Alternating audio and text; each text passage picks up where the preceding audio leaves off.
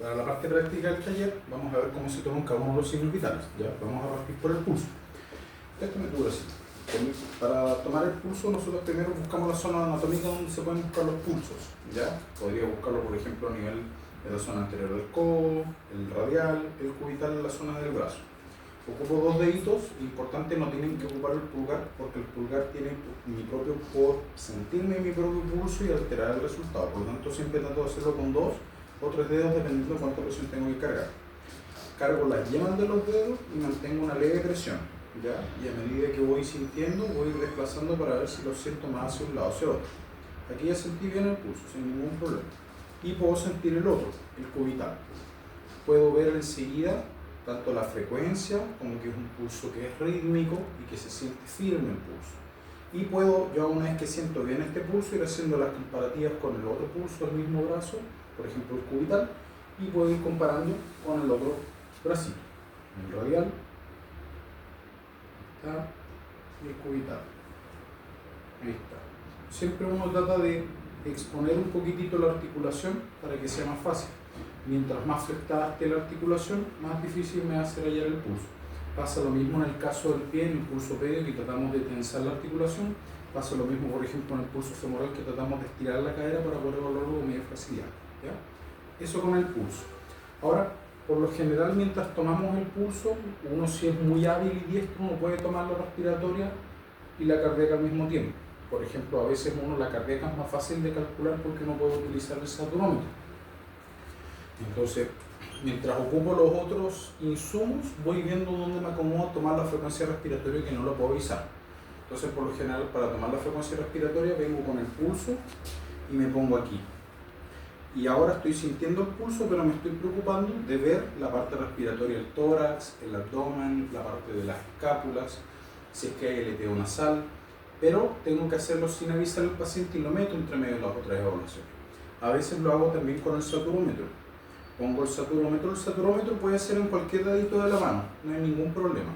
Lo que tengo que tratar es que sea el dedo más limpio y a veces también, como tips, en el caso de los esmaltes, yo pongo el saturómetro de lado cuando hay algo que me tape la uña.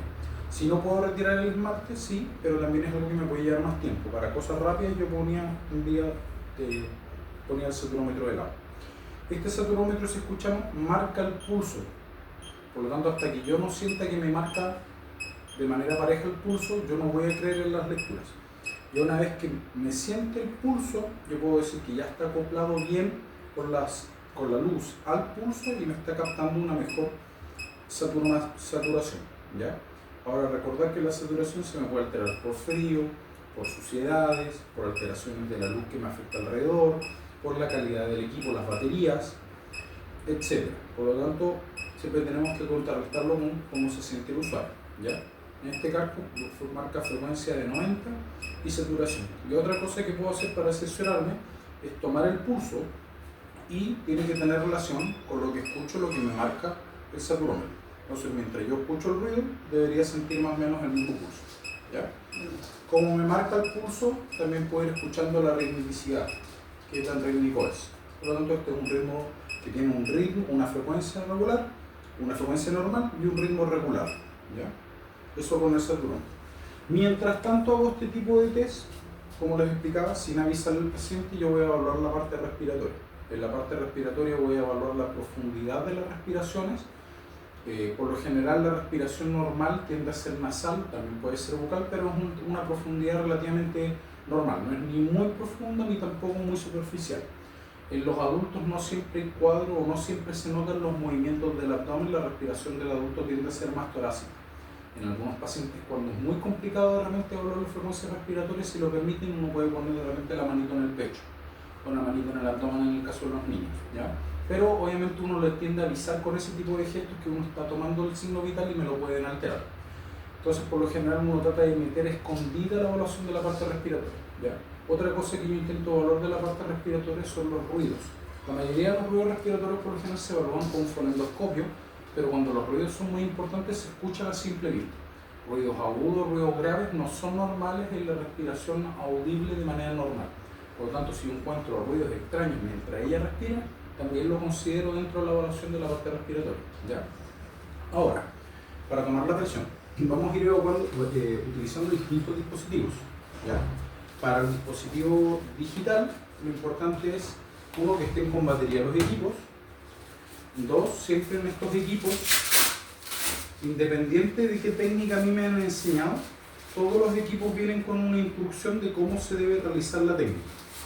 Por lo general, la gran mayoría de los tomapresión vienen con un instructivo o vienen con una marca que señala dónde tiene que llegar la arteria. ¿A qué arteria se refiere? Se va a referir en específico, si lo vamos a poner en el brazo, se va a referir a la arteria media que pasa por la zona media del brazo. Por lo tanto, independiente de cómo me hayan enseñado a mí, yo lo que voy a buscar con este dispositivo es dejar la marca donde me indica el dispositivo. ¿Ya? Siempre lo más sencillo en realidad va a ser siempre guiarse por la indicación del fabricante. Entonces, me muestra que la arteria va ahí y ahí va la arteria, en la zona del medio. Le pido al paciente que relaje el vasito y lo deje a la altura y al nivel del corazón. Cuando me refiero al nivel del corazón, me refiero a la altura de arriba hacia abajo. Si ella estuviera acostada, lo mismo, a esta altura. El problema está, por ejemplo, si el corazón está a esta altura y yo pongo el tomapresión en el pie. Ahí hay una diferencia de graduación muy importante y ahí sí me puede alterar el resultado. Entonces, si uno quisiera tomar la presión en las piernas, que hay algunos equipos que lo permitan, el paciente acostado, para tener las piernas al mismo nivel del corazón. Uno le pide al paciente que esté tranquilo, sin hablar, sin mirar el teléfono, sin cruzar los brazos, y le aviso de que la máquina lo va a presionar un poco. ¿Ya? La máquina sí o sí me tiene que insuflar a un nivel de presión más alto del que tiene el usuario, para poder ir bajando y desinflando e ir midiendo. Si la presión de ella está muy alta, va a volver a inflar. O lo mismo, si la máquina infla y después empieza a censar, si hay cualquier movimiento de parte de ella que no deje censar, la máquina va a volver a insuflar y volver a insuflar hasta que deje de sentir, para medir al desinflar. Por eso es que a veces las máquinas apretan más de lo normal. En este caso la máquina subió más o menos a 140, empezó a bajar y le empezó a sentir el pulso. Por lo tanto la máquina siguió bajando y ahora me da los dos valores. La primera marca, el primer ruido que sintió fue en 135 y el último fue en 98. Dentro de los rangos, por ejemplo, ahora ya no tiene la presión perfecta 120/80, pero estamos en rangos que tampoco dan para la hipertensión. También ella se sentó recién y obviamente está en una situación un poco más nerviosa que en un control tranquilo, entonces es normal que haya una respuesta. Por lo tanto, en este caso, si ella está bien y se siente bien y esos valores son normales, no hay que hacer absolutamente nada. En caso de que ella se sienta bien y los valores estén un poquito más altos, tratar de recomendar el derivar. Ahora les quiero mostrar la técnica, pero esta misma técnica la vamos a realizar en el otro bracito, pero con el fonendoscopio. Con el esfingomanómetro, lo mismo. Este esfingomanómetro también viene marcado dónde tiene que llegar la arteria. Por lo general, cuando nos forman, nos instruyen que la arteria debería pasar acá al medio. Pero insisto, si el dispositivo dice que la arteria haga al lado a la arteria. ¿Ya? Así, para eso se hizo el equipo y así funciona. Entonces, fijo la arteria en la zona media del bracito y apego mi tomapresión. Recordar igual los tamaños de los tomapresiones. Si es muy grande me marca presiones bajas, si es muy pequeño me marca presiones altas. Entonces, voy a dejar mi fonendoscopio debajo. Insisto, yo no debería escuchar absolutamente nada hasta que no empiece a desinflar. Normalmente, o sea, si yo pongo el fonendoscopio en un brazo para escuchar una arteria, yo no debería escuchar absolutamente nada. Venga, para que vea aquí, para que se vea. Entonces, esto va a ser la máquina. La máquina ya me informó que ella más o menos tiene 130, 135 presiones, entonces no puedo llegar a 120.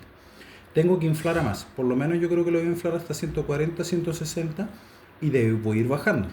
Y a medida que vaya a ir bajando, se va a ver que la aguja de repente va a empezar a tener como pulso. Entonces, te voy a apretar un poquitito, compañero.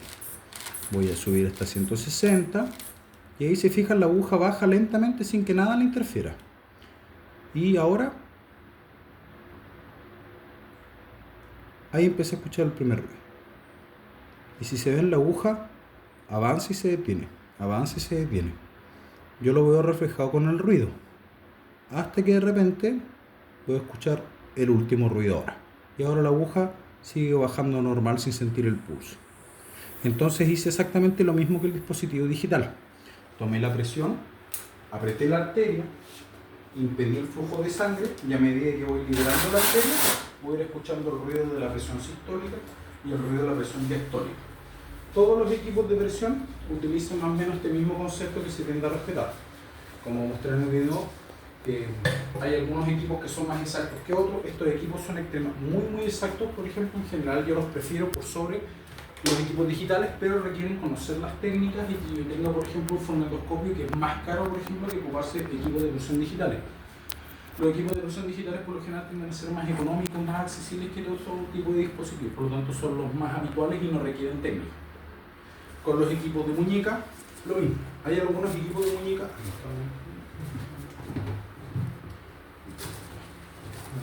Los equipos de muñeca lo mismo. Vienen todos con un instructivo de dónde va la arteria. He visto algunos que se ponen por delante y he visto otros muy raros que se ponen por arriba. ¿Ya? Independiente, lo mismo. La indicación del fabricante me indica dónde pasa la arteria y la arteria y la muñeca pasan también por la zona anterior del brazo, no por la zona posterior, para que lo puedan buscar. ¿Ya? Entonces, ya vimos la frecuencia cardíaca, la respiratoria, presión arterial y saturometría. ¿Ya? Nos quedaría entonces el hemoglucotest. Entonces, ahora para terminar vamos a ver la toma del hemoglucotest, ¿ya? Como les decía, el hemoglucotest me va a dar el nivel de azúcar a nivel capilar, pero es importante recordar que esta es una técnica que es invasiva, o sea, yo voy a puncionar al paciente, va a producir un pequeño sangrado, por lo tanto requiero medidas de protección, requiero un lugar donde pueda eliminar mis objetos cortopunzantes y requiero hacer un antisepsia inicial, siempre. Entonces, siempre voy a partir con unas túrulas de algodón, con alcohol. Azulito.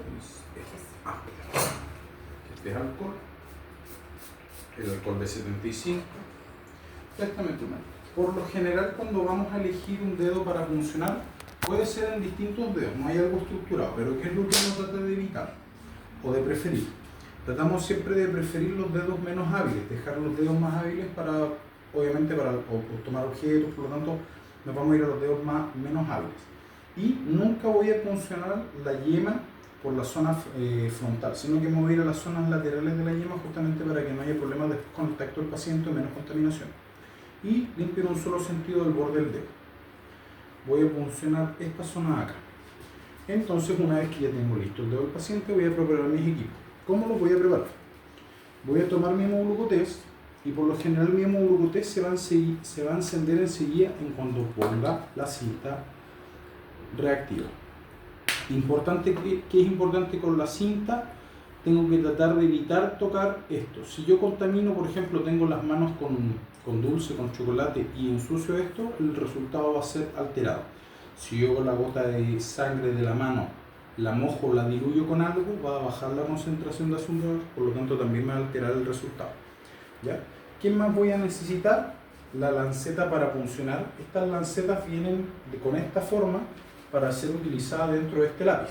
Y este es el lápiz que yo refiero en la clase que siempre es un peligro. Este lápiz siempre trátenlo como que hay algo dentro. Entonces, este lapicito se abre, afortunadamente no hay ninguna adentro, pero yo pongo este dispositivo y ahora lo destapo. Y el gran problema es que a veces uno cuando viene a ver este dispositivo lo dejaron así. Y ahí yo tengo que tener cuidado porque acá hay un cortopunzante que por lo general está contaminado. Entonces, esto ya está retraído para dejar listo la punción. Esto tiene un botoncito que va a empujar hacia arriba. ¿Qué tanto? Va a estar indicado por la graduación. Yo, mientras más graduación, más profundo es el pinchazo y lo voy calculando con qué tan grueso es la piel del paciente en el dedo. Por lo general, como ella tiene una piel delgadita y bien hidratada, entre el 1 y el 2 debería de bastar. ¿Ya? Entonces, ya limpié la piel del paciente, tengo listo mi cortopunzante y ahora sí voy a dejar lista la cinta dentro de mi hemoglucotest.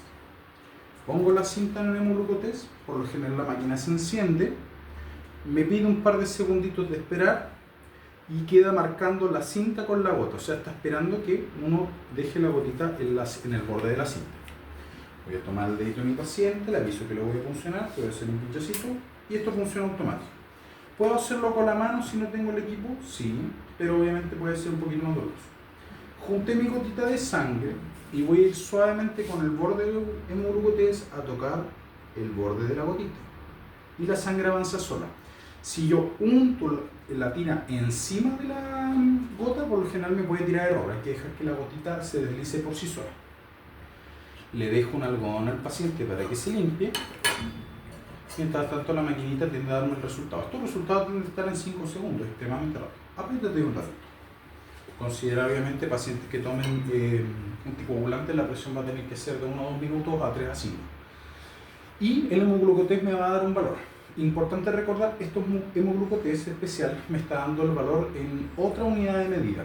En este caso, por lo general en Chile utilizamos miligramos en decilitro para medir los niveles normales de glicemia. En este caso este valor me lo da en mol litro.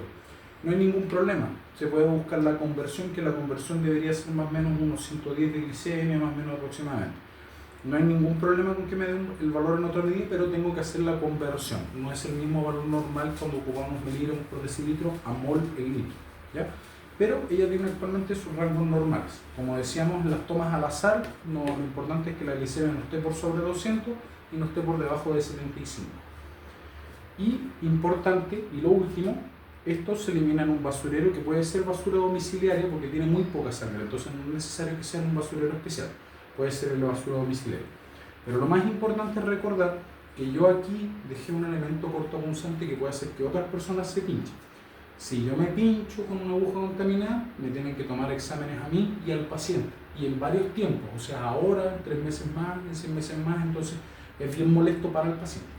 Entonces yo saco con mucho cuidado, lo tomo de abajo hacia arriba y retraigo. Y esto se va siempre a un cortopunzante. En un caso de que no haya, por último, una botella de plástico bien densa y bien cerrada, con las agujas, ¿ya? Pero eso es súper importante, la correcta eliminación del material cortopunzante. Eso. Bueno, mi nombre es Alejandro Peticosic, soy enfermero, actual estudiante del MIT. Como parte del proceso de práctica estoy haciendo estos talleres de control de signos vitales y ahora vamos a ver todo lo que es la parte práctica de cómo tomar los signos vitales.